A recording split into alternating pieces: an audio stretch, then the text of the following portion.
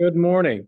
This video is about today's article, and I'm not just going to read it to you. What I'm going to do is kind of show you what the test is all about, and just so you can see the types of questions that you're going to see on PSATs, NWEA kind of thing. So that's the point of reading quizzes. I want to make sure that you guys can actually read or at least improve your reading. And that's the whole point of these uh, common formative assessments or CFAs, is that I want to see how well you're learning. It's not going to count for a grade, but it is something that we've done these enough, and it's now time for me to essentially teach you how, like just best practice when you are um, asked to read something and answer article or answer questions based on that. So let's go ahead and share my screen. This is the article that you're going to be reading. It's called "We the People, the Constitution and the Political Legacy of Slavery." And once we get into the quiz itself, uh, what I would do before you even begin reading anything, and I know I play a lot of these videos, so um, maybe find a couple minutes before you begin to answer questions just to see what you have to go think or answer questions about. Definitely going to think on it, hopefully. So question one is asking you to do this. By compromising on the issue of slavery, the delegates at the Constitutional Convention allowed the injustices of slavery to thrive in the United States. Which two details best support the central idea above? So whether you agree with this idea or not, this is the central idea that the question is asking you to reflect on. So take this as fact for just now. The delegates at the Constitutional Convention allowed the injustices of slavery to thrive in the United States. So you got to know what injustice means. An injustice is just something that occurred and something's not right, it's not fair. So which of these details best supports that idea? Question two, which option provides an accurate and objective summary of the article? An accurate means it's right. Objective means there's no opinion at all. Uh, there are maybe if it is objective, it would give you multiple opinions. So you'd have to read the article first to answer that question. Which of the following statements best represents John Rutledge's approach toward the constitutional compromise in the article? So once you start reading, since it's mentioning a specific person, John Rutledge, you're going to want to mention that. Next, question four.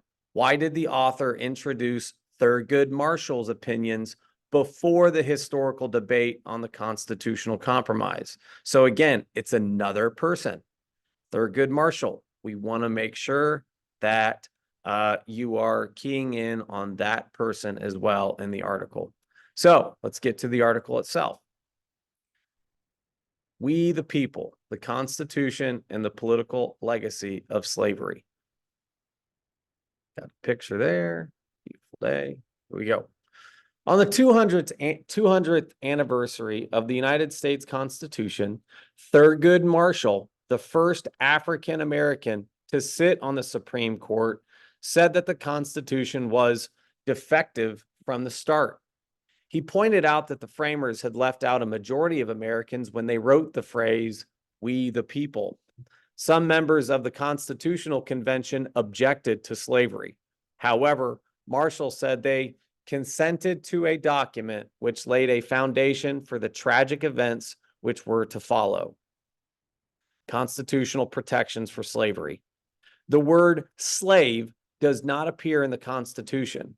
The framers consciously avoided the word, recognizing that it would sully the document. Nevertheless, slavery received protections in the Constitution.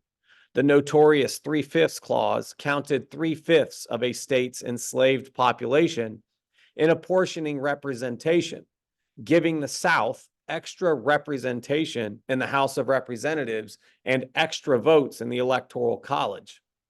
Thomas Jefferson would have lost the election of 1800 if not for the Three-Fifths Compromise.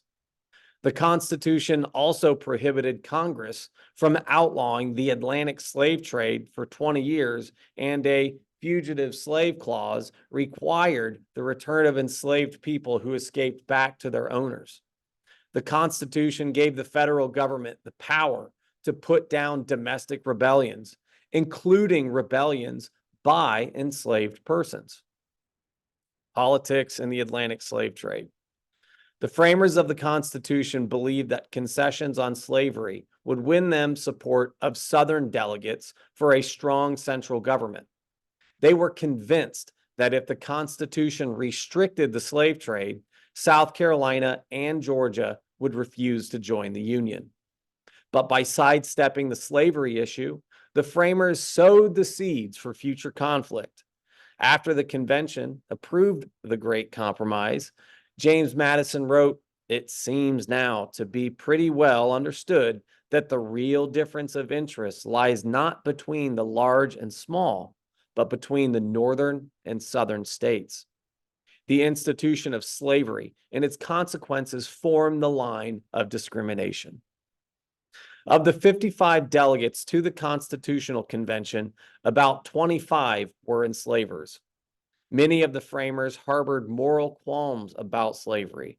Some of them became members of anti-slavery societies, including Benjamin Franklin, who once held people as slaves, and Alexander Hamilton, who was born in a slave colony in the British West Indies. Slavery up for debate.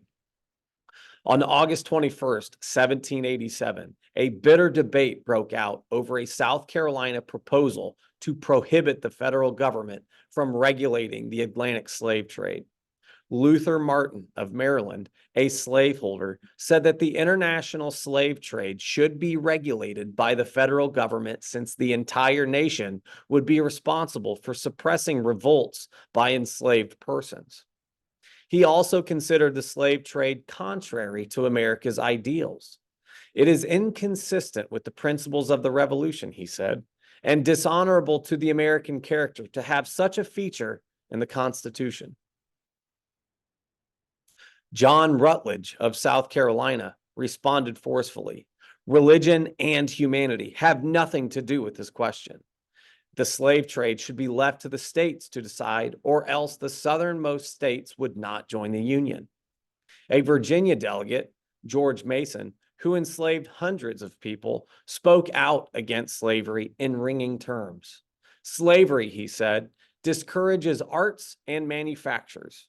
The poor despise labor when performed by slaves." Slavery also corrupted enslavers and threatened the country with divine punishment, he said. "Every master of slaves is born a petty tyrant. They bring the judgment of heaven on a country." Oliver Ellsworth of Connecticut accused slaveholders from Maryland and Virginia of hypocrisy. They could afford to oppose the slave trade, he claimed. "Slaves multiply so fast in Virginia and Maryland that it is cheaper to raise them than import them, whilst in the stickly rice swamps of South Carolina and Georgia, foreign supplies are necessary." Ellsworth suggested that ending the slave trade would benefit enslavers in Virginia and Maryland, since the price of enslaved people would increase if they could no longer be brought from other countries. Give and take. The compromise. The controversy over the Atlantic slave trade was ultimately settled by compromise. Northern delegates agreed to a 20-year ban on any restrictions on the Atlantic slave trade. In exchange, Southern delegates agreed to remove a clause restricting the government's power to enact laws requiring goods to be shipped on American vessels, which benefited Northeastern shipbuilders and sailors. That's tariff, by the way. The same day this agreement was reached, the convention also adopted the Fugitive Slave Clause, requiring that enslaved people who escaped be returned to their enslavers. Was the Constitution a pro-slavery document, as abolitionist William Lloyd Garrison claimed? In 1854, he burned the document and called it a covenant with death and an agreement with hell. This question still provokes controversy. If the Constitution temporarily strengthened slavery, it also created a central government powerful enough to eventually abolish the institution.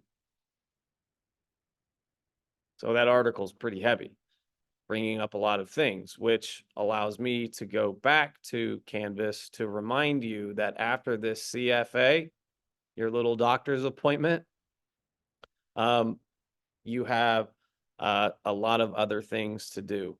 Um, so I know I've probably already shared my screen or had somebody do this in class, but after you get this done, you hit submit and do all of these readings.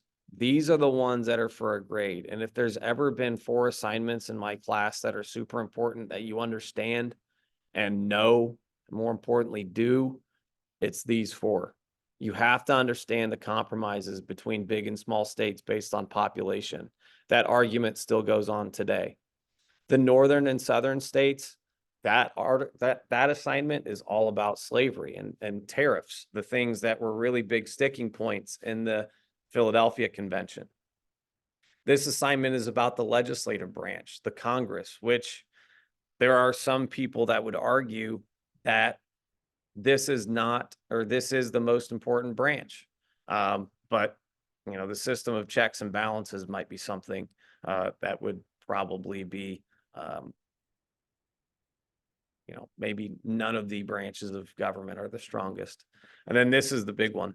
This is about the presidency and the judicial branches. So again, I've talked about these things all year. It's now your responsibility to learn about these things. So after you're done, make sure you're hanging up your maps or your states so we can make a big fat map outside my room. Throughout the day, the best maps will be the ones that are on display. So if you do have some time, clean yours up a little bit. So hit submit on that CFA. The doctor is out. Have an awesome Friday. Let's get some stuff done and learn. Let's go.